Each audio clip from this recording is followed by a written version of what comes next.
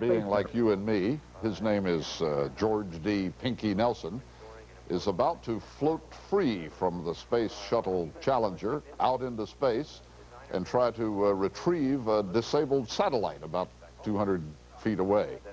All that's going on up in space right now. And Morton Dean is at Houston and can tell us what's happening. Morton?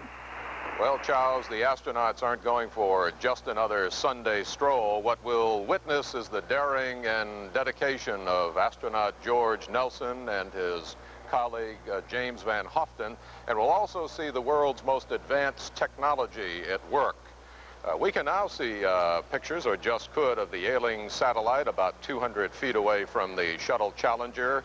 And there is astronaut George Nelson in the cargo bay of the shuttle, preparing to leave the shuttle and drift off to the satellite. Joining me this morning, astronaut John Creighton. John, everything seems to be a little bit ahead of schedule today. Yeah, we're doing a little bit better than we'd originally planned. There he goes. The plan was just at sunrise for the George Nelson to begin to translate over to the ailing satellite, and you can see him leaving the payload bay now. Victor, moving towards your man. How are you doing, okay? Okay, looking good. An extraordinary marriage of the world's most advanced technology. The spacesuit transforms George Nelson into a human satellite. The jet backpack has turned George Nelson into a human spaceship. He travels with his own oxygen, his own water, his own electricity, his own propulsion system, and his own lights. Checklist, Andy, scope.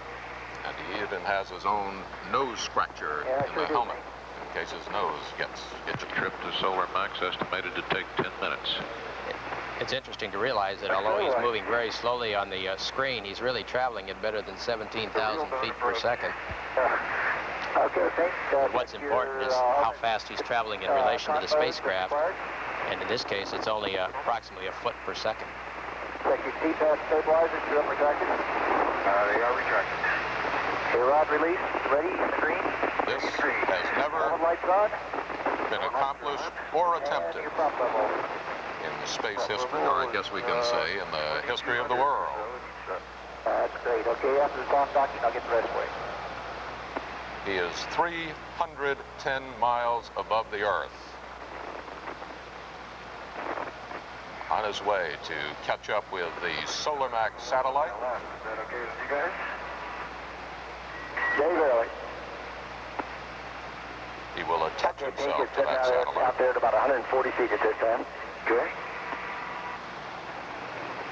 To stop it from wobbling and spinning. And then the remarkable robot arm of the Challenger will grab that satellite and bring it on board for the repair job. K-band radar shows distance 140 feet from orbiter to Solar Max. Something that makes this task a little more difficult than otherwise is the fact that the satellite is spinning. And when he gets close to the satellite, he's going to have to match the turning rate of the satellite before he is able to attach himself to that satellite and bring it to a stop. There you see the astronaut, and in the lower left-hand corner, the solar panels of the satellite. The satellite was launched in February of 1980, performed well for about 8 or 9 months, and then problems developed. Looks like you might need to come up to use the... A new satellite, it is estimated, would cost $300 or $235 million to replace. $235 million. The repair job, about $45 to $50 million, about 20% of the cost of a new satellite. Looks like you need some more. You don't appear to have much motion from our viewpoint. This camera work should improve. Pictures being taken from cameras on board the shuttle. The astronaut has a television camera in his helmet, and if that works properly, we should see some interesting, if not spectacular, pictures, John. Probably switch to that camera when we get a little bit closer to the satellite. he's attempting to do something he's trained for literally hundreds of hours in the simulator, but he's really at this point in time has only had about 5 minutes in the actual backpack to get the real feel for it. The sun glinting off the all-white aluminum backpack. Looks like a bright sun himself, doesn't it? Almost hurts your eyes to look at it. It does. It looks like it's rotating, doesn't it? George Pinky Nelson is 5'9" and weighs 160. The satellite he'll wrestle with is 18 feet by 7 feet and weighs some 5,000 pounds. It may seem like a mismatch, but it really isn't. I think Pinky will be up to the task. That blob there is the astronaut. They're having problems adjusting the camera on board the shuttle. Okay, you're still well low. Okay. We now see the satellite in the upper left-hand corner. Periodically you can hear voices in the background. That's the crew on board telling Pinky exactly where he is and just how far away from the satellite he is. There you see the satellite in the upper left-hand corner of the screen. The astronaut in the lower right. Some distortion of the picture, and we will be getting back to those pictures, I'm certain.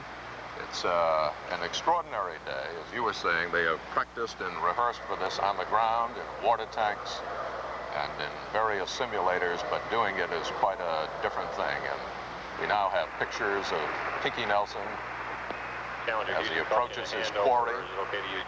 Nelson moving at about 1/2 mile an hour. He could go faster if he had to. He is not attached to the shuttle. And this sort of performance, you just said real pretty down there, I imagine it is. The backpack was tested out on the last shuttle mission. You know, it's unfortunate that the camera can't catch what the human eye can see in space. Every astronaut that comes back says that the pictures do not do justice to the sight that you see when you're really up in space and seeing it for the first time. And that is the cargo bay of the shuttle. Captain, still like pretty shiny. That looks good from here. No cloud, huh? Yeah. Satellite looks in excellent condition. Good work. I think the main theme of this event is if you ever need a serviceman on a Sunday, call the astronaut corps. And they're having as many problems as we have sometimes with our own cameras when we're out with the family for a Sunday picnic. It looks like you're having a hard time reaching it. Don't mess around. You notice the very slow rotation, the very slow spin of the Solamax satellite. Makes about one revolution every 6 minutes or so, counterclockwise. When Pinky gets close to the satellite,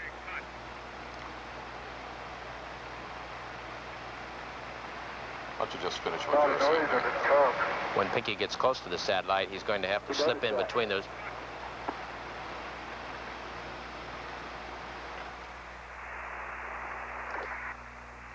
Morton Dean reporting from Houston. We always try to end this program with something beautiful from the world of nature. Can't think of anything more beautiful or remarkable than that. The story of what happens next will be told on Face the Nation to follow and on other CBS News programs throughout this day. I'm Charles Kuralt. I hope you'll join us here again next Sunday morning. Floating very close towards it, and we've lost our picture now. We'll cover it in a minute.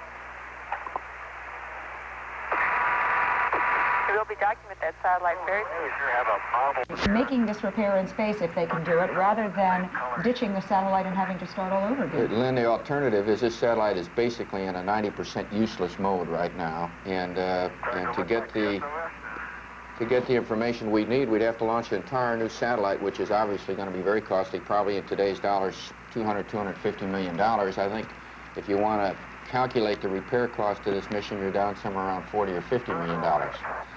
And as a result, you know, we have two other satellites up there, as a matter of fact, that we left up there on that last mission. There's some discussion as to whether or not it's worthwhile bringing them back, but this certainly will not just demonstrate, but prove a capability to do so at any time in the future. Now, this is just in case you got a little confused. That's Pinky Nelson, George Nelson, in the middle of that circle, flying over towards the Solar Max satellite, which is on the right. That big rectangle you see is one of the solar panels that provide the energy to Solar Max.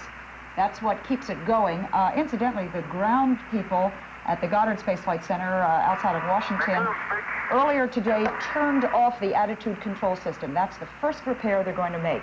That's what they need to do to make it continue to point towards the sun so they can get some valuable information back. They've turned it off so that it can be repaired a little bit later this morning. Getting a little close. That's the base of the Solar Max satellite itself. Story, what are we looking at on the left there? That looks like the RMS grapple fixture. On the upper left-hand side, the black fixture there is where the remote arm would grab that. This TV shot should be coming from Pinky's, the TV camera mounted on his helmet. From his own helmet. This is almost what he sees now. Now, we're almost vicariously, if nothing else, we're going to dock with that satellite. That's the attitude control system right there. That panel right there is the one to be replaced. Okay, that's really a you are there kind of thing. We are you are here. Right Sure is. This is history, and we're living it at the moment. That's a color camera now that we just saw before on Pinky's helmet. See, he's slipping in between. Now it's rotating. Remember, the whole thing is rotating. He'll start rotating with it very, very slowly, and he's trying to slip in between those wings, which are solar panels. Once again, this is his view, and what you said is terribly important, Gene. He has got to match the exact rotation of the satellite. He is going to go around with it until he's right in sync, and then he will be able to slip under those solar panels and dock. And it's a very delicate maneuver type of situation. It's not difficult, but it's a very sensitive type of thing in zero gravity, and it looks like he's doing it extremely well. Now we can see the slow rotation. We're sitting here on the space shuttle, on Challenger right now, witnessing this event. And just a word, if I may, to our audience, if you have tuned in looking for David Brinkley, he will be along in about 30 minutes if you're on the East Coast, or a little bit later at his regular time if you're somewhere else in the country. We're looking at outer space right now. This is the Solar Max satellite, approximately 300 and some miles above, around the area we're in Hawaii, I guess, right now, above Hawaii, well, approaching coming the over coast the of U.S. California. right now. It's going on almost That over our is head. astronaut George Nelson, 33 years old, matching the rotation of the satellite. He's about 200 feet away from the mothership, if you will, Challenger, and he is going to dock with that satellite very shortly. He's very close to soft dock right now. You can see he's introduced the sideward force. He's with it. Now his objectives here will be, after he docks, he will rotate with the satellite for a period of time until he's told from the Challenger to stop its rotation. And that's his objective, to stop the rotation so the Challenger, with its very useful arm, can grab it, bring it back into the payload bay. Gene, we took a look earlier at what went wrong with Solar Max and what the point of this repair mission is all about. Let's take a look at some of that. Whatever happened that made this mission necessary? 4 years ago, the United States began what it called the Solar Maximum mission, launching a satellite to observe solar flares, those violent explosions on the sun's surface. They intensify every 11 years in what's known as the Solar Maximum, which is how the satellite got its name. Scientists anticipated 2 years of data from Solar Max, but after just 10 months in orbit, the satellite developed mechanical problems. 4 of its 7 onboard experiments aren't working.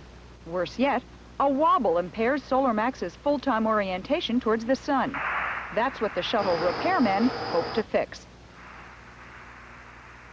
Okay, we are back with live pictures from space right now, approximately 300 miles above the Earth. You are looking at a view of the Solar Max satellite, the one that is broken, rotating, and there is another fellow, a human, about to attach himself to it, Pinky Nelson. He, of course, will become a satellite himself as he attaches himself to it, spinning around the Earth at 17,000 miles an hour. Story, you almost did that.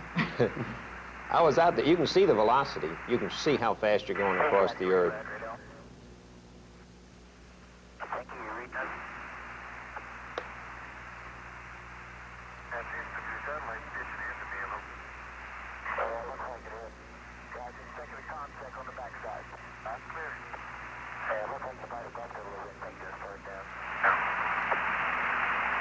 He's made contact with it, we hear. He's actually behind it, rotating with it at this point in time.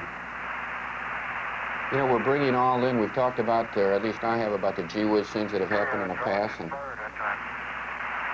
the space spectaculars, they're all coming to bear right here because they all had a useful purpose and are being summed up. You know, we talk about Challenger going to work. It's at work right now. We're also talking about a man in a machine, a total of about 700 and some pounds, who's going to stop a 2.5-ton satellite from rotating in space. I realize there's no weight up there, but that's pretty amazing. No, but he, you know, there is no weight, but as it rotates, it will take him with it. And, you know, as story can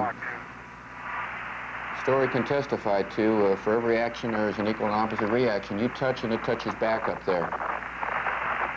That's why we have these tools which provide their own torque, so they don't spin us around when we're out there working around in this environment. Okay, just to make it much clearer for you, inside the circle there with his little backpack on is George Nelson, Dr. George Nelson, a PhD in astronomy, known since birth as Pinky, attached right now to the Solar Max satellite Earth. He has made, I guess the story, that's a soft dock, is that right? Yes, from what I heard, yes. The difference between soft and hard meaning is just not as firm. Soft means you've made the engagement, you just haven't clamped the... Okay, now, we have lost picture for just a moment, then I'll come back. The difference between soft and hard now. The soft is simple contact between the two, and hard is putting the clamps down on it. Very important here, the attitude control system of the satellite was supposed to have been turned off, and his conversation leads us to believe that it is firing when he touches it. Okay. All right, we will come back with some more pictures and find out what's going on with the docking up there in just a minute. But first of all, let's take a look at this fellow who's up there rotating with that satellite, Pinky Nelson. My generation. At age 33, Dr. George Nelson says he got interested in space as a youngster in Minnesota, watching the stars. First memory of space is, I guess looking at stars. I've been interested in astronomy ever since I can remember, so I've always been... I remember seeing a comet once when I was too little to remember how old I was when I saw it, but I think that's my first memory, being fascinated by that. Nelson, who's been known as Pinky ever since he can remember, got his undergraduate degree from Harvey Mudd College and his PhD in astronomy from the University of Washington. He joined NASA in 1978 and has been involved in developing the suit astronauts wear to go outside the orbiter. Dr. Nelson is married with 2 daughters, and he's known around NASA for his additional talent on the baseball diamond. But so far, nothing has really prepared him for his role as NASA's first space-based mechanic. Well, that was the story of Dr. George Nelson, and in real life, these are the pictures from space. That's Pinky Nelson trying to attach himself, or attached, we're not entirely sure. No, now he's floating away from it, from the Solar Max satellite. Story Musgrave, you've been listening in on NASA. What seems to be the problem up there? From what I can hear, we have quite a surprise here. The total satellite was supposed to be powered down and safe, the attitude control system turned off. It has an attitude that it wants to maintain. When he bumped into it, it reacted against him, and it has been reacting against him, indicating the attitude control system of the satellite is still working. We really need to stop that to do a rotating grapple. Is there any way that you think you can do it with your hands if you can't get a grab hold of it? Yeah. That's Bob Crippen talking to him, asking him to try to stop it. Instead of going in and doing a dock and a hard dock, he's thinking of reaching out and grabbing the satellite and trying to stop the rotation that way. See, I heard the communication from the Goddard Space Center earlier this morning when they said that they had confirmed that they had turned off the attitude control system. Why would it still be rolling? I don't know. That's a surprise. See, he has to use his own thrusters on that MMU maneuvering unit to stabilize that satellite, but he has to have... Yep, with these rates on here. Okay. Okay, well, you're going to have to try to do that then. I guess was that array to your left or something?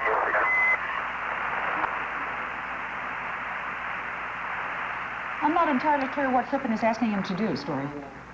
The one thing I heard, he had to reach out with his hand to try to slow the rotation rate by reaching out with the hand. Rather than try to go in and dock and then do it. Apparently, when he's touching it with his docking mechanism, it's sort of backing off real quickly, reacting, you know, as I said earlier, movements are so sensitive up there in space. But they cannot get in a competition between Pinky's maneuvering unit and the satellite itself. He does not have enough fuel to compete with it. You know, and he's equivalent to maybe 300 pounds, and again, you have 2.5 tons that... Going out to the end of that array.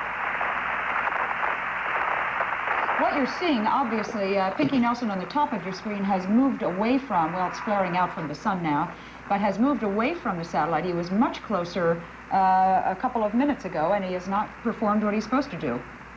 It's still rotating, we can see that. He has not hard docked. I think he's going out now where he can get mechanical advantage to the end of the wing and grab the wing. In order to try to stop it. Stop the rotation. Now, but if he stops the rotation, why wouldn't it just start all by itself again? That's Bob Crippen. And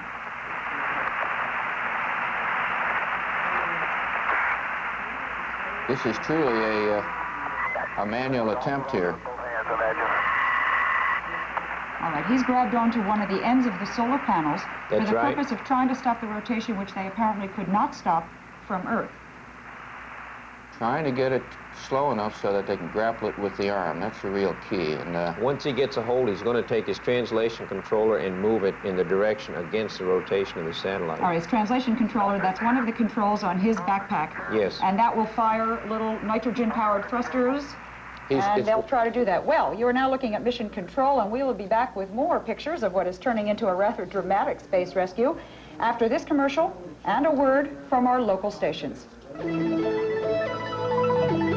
it manually. He backed away from the satellite. He tried to grab hold of one of the solar panels and stop it manually so that the remote arm could come and pick it up. That didn't work either, and he just got the word from Challenger, from Bob Crippen, to abort and to come on back to the cargo bay. Story Musgrave, this is not at all what anybody expected to happen. No, it isn't. It's a surprise.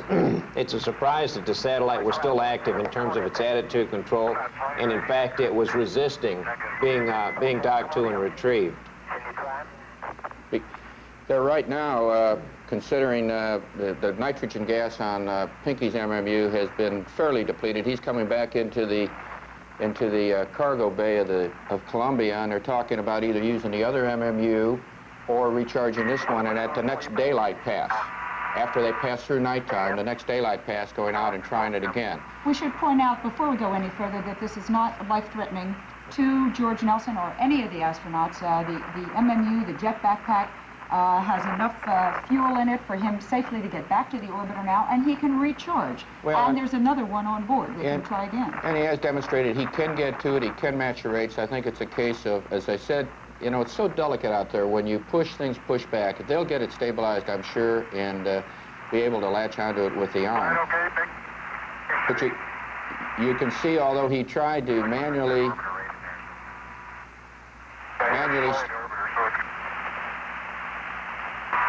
slow the rates of the satellite down by holding onto the wing.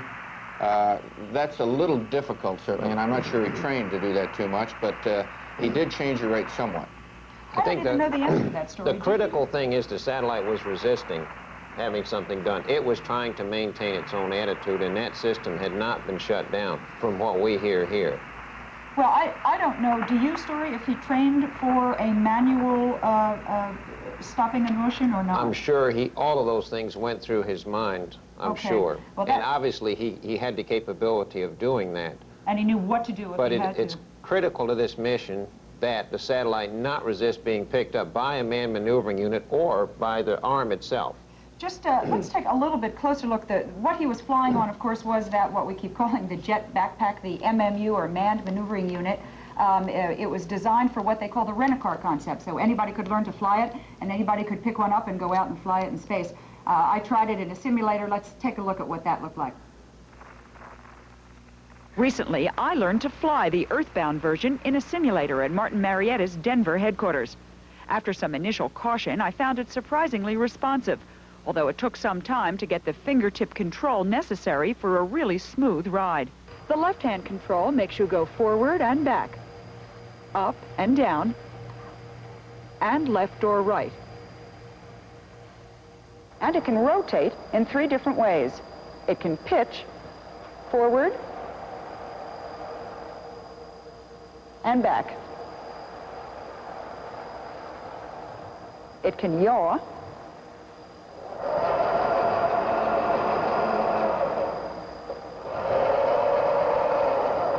and it can roll.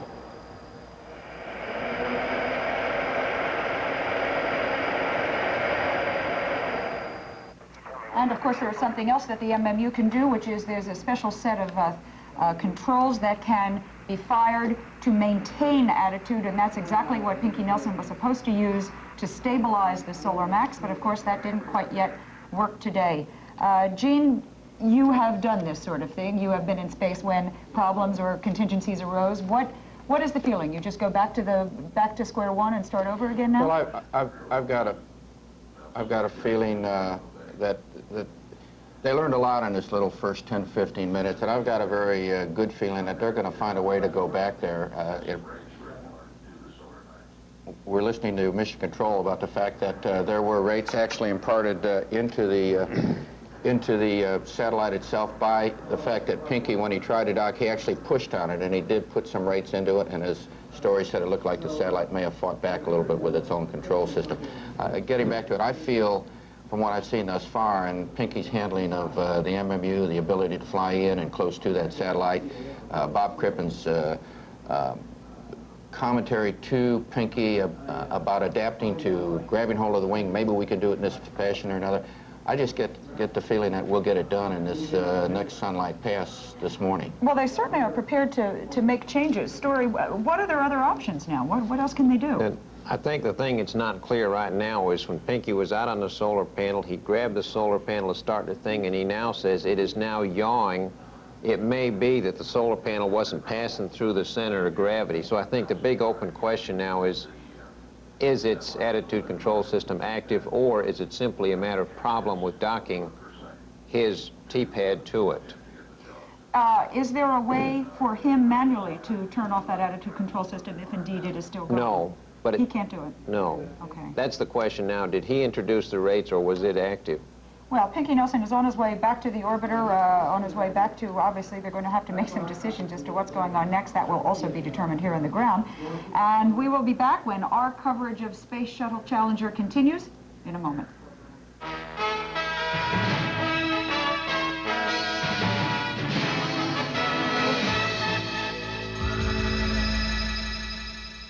Again, just to set the scene for you, astronaut George Pinky Nelson flew out 200 feet across open space to try to get to the Solar Max, to capture it, to bring it back for repair. He couldn't do it. Something happened. The satellite seemed to be reacting against him. He then backed off a little bit on his backpack. He tried to grab one of the solar panels to stabilize it, to stop the rotation. That didn't work either. At the moment, he's on his way back to Challenger, and they're trying to figure out what they're going to do. Story Nelson, the device he was using to try to attach himself originally to dock is something called the TPAD. It's like a big belly button, I guess. You sort of belly up to the satellite and attach to it. Explain to us what that might have, what could have gone wrong with it. TPAD stands for trunnion pin attached device. It's a motor drive, attaches to the man maneuvering unit, and you carry it right out in front of you. The picture there shows, and it has a clamp, and it goes onto a trunnion pin, which is simply a pin which is about an inch and a half in diameter. And you can see the entrance to the TPAD depicted right there. The trunnion pin, that is inserted over the trunnion pin, that's called a soft dock, and then by a motor-driven latch, it grabs it very, very firmly. Now, of course, Pinky has practiced this hundreds of times. Yes, and Bruce McCandless on the last mission did several of those in which he flew the man maneuvering unit over to a trunnion pin and did soft and hard docks to it. Len, this is almost like a long cylindrical can, and there's a spike.